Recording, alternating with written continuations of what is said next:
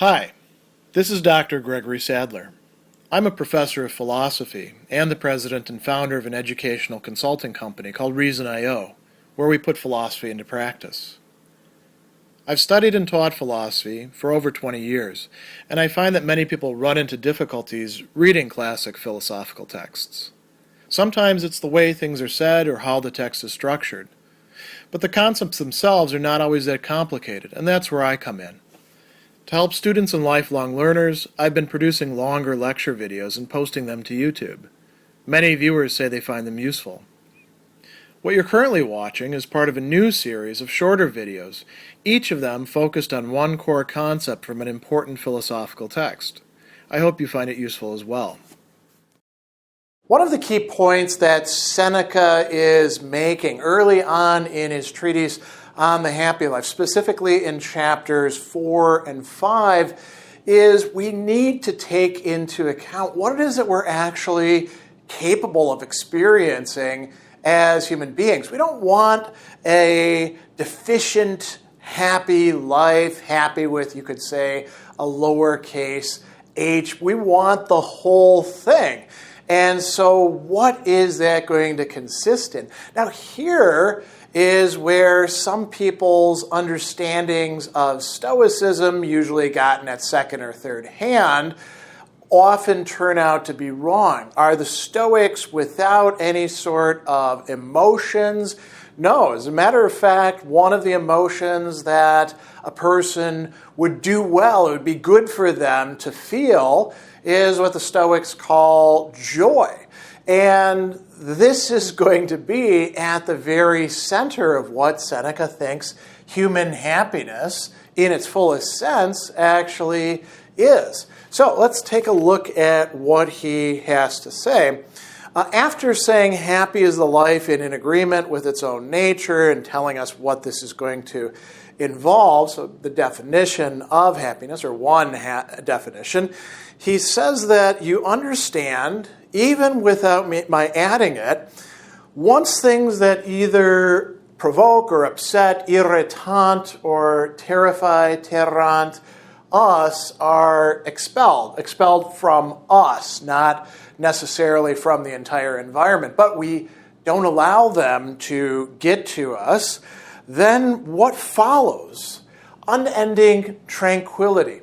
Tranquilitas, perpetua, right? So perpetua, unending, and then freedom, libertas. So these are two things that are really integral to the Stoic conception of happiness, as well as other virtue ethicists in ancient times. These are viewed as particularly good states to be in. What does that actually look like then? He goes on and he talks about a huge joy, ingens gaudium. Ingens means immense, gigantic, right? As much as you could possibly have. And gaudium is one of the terms used for joy, for genuine happiness, right? And he says this comes in to replace, and here he doesn't say pleasures and pains as such, it comes in to replace those things that are trivial and fragile. What are those? Well, he just said when pleasures and pains have been rejected. And you might say, well, why? I can understand why you'd want to reject pleasure. So pleasure is in some way lesser than actual joy. But why would you want pains in the first place? And you could ask that of a lot of people. Why are you causing yourself harm? Why are you hurting yourself? Take that away, and you have this immense joy that's going to be coming in. And he goes on and he says that this is unshaken and unvarying. So once we have it, unless we screw it up ourselves, we're going to continue to enjoy this wonderful joy. And then he tells us something else about it that's really interesting. Followed by peace, pax, and harmony, concordia, in our mind. So peace, okay, that makes good sense. That's sort of like the tranquility.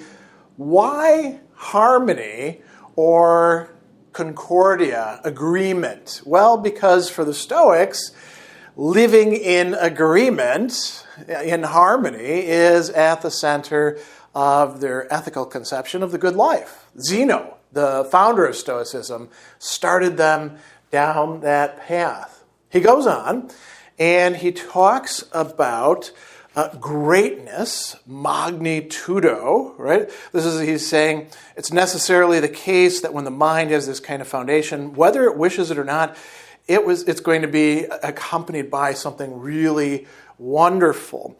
So greatness, magnitudo, combined with gentleness, mansuetudine. Now, why is this important? The Stoics talk about the virtues, right? There are 4 cardinal virtues, and this is actually referring us to courage. So why is that important? So one conception of what it is to have the happy life is to have all the virtues. Courage includes a certain greatness that allows us to rise above greatness of mind. So what we often call magnanimity, right? Magnitudo animi is part of this. That could lead us to being, troublesome to other people, looking down on them. And so Seneca is going to say this has to be combined with gentleness, with the lack of ferocity, cruelty, or anger. He says that always derives from weakness. The person who's actually happy won't be weak. Then, going on a little bit further, he says that, whether we wish it or not, when we have this kind of foundation, we will have an unceasing cheerfulness, hilaritas continua. So a cheerfulness of attitude that continues on and on. You notice I'm using the cognate here. Hilaritas, when we hear the word hilaris or hilarity or something like that, we might think of laughter. That's hilarious, right? But it actually has to do with being in a good spirit and in a good state of mind. And then a joy, laetitia in this case, that is deep and comes from deep within. And notice the Latin there, laetitia alta. So alta can mean high or deep, right? So it could be elevated or it could be from the very depths. And it arrives ex alto, out of the depths. So it comes out of our very soul, its foundation itself, right? Or if you want to think in terms of height, it is all up there on the heights, and we gain it that way. He also is going to tell us that it is this way because it rejoices, gaudeat, in what are its own, things that actually are its own, right? What are its own? Well, the capacity for virtue, not external things, maybe not even the body. It doesn't desire anything greater than what it actually has. That's part of where the tranquility comes from, being satisfied. And not just being satisfied with being some kind of underdeveloped schmuck, being satisfied with actually having developed the virtues, as we're going to see, plays a major role in this. He also talks about quies of mind, mentis, right? And he says that this resides in safety, or is entirely in tutto, conlocate. And then he talks about sublimity, sublimitas in Latin.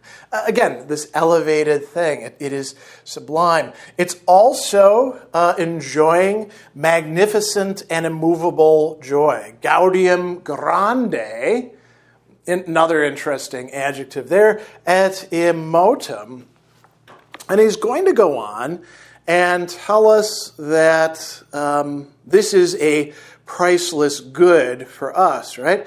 And it's also going to include expulsion of error, knowledge of the truth. That's what the joy results on. But there's 2 other elements to this. Friendliness and expansiveness of mind.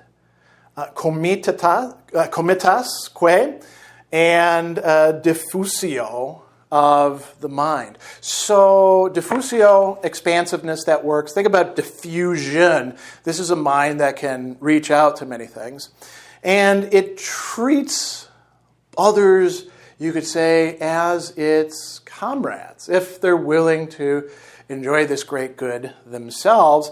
And he finishes up here by saying, these are things in which he will delight, not as goods as such, but things arising from his good. So these are aspects of what the good life, the happy life, actually is. So what we see is that Seneca is actually depicting the happy life as one that is replete with emotions or affectivity, however you want to frame it. But they're good emotions. They're the ones that we want and ought to have, the ones that are available to us as human beings if we decide to arrange our lives and our characters and our decisions rightly in the course of our life.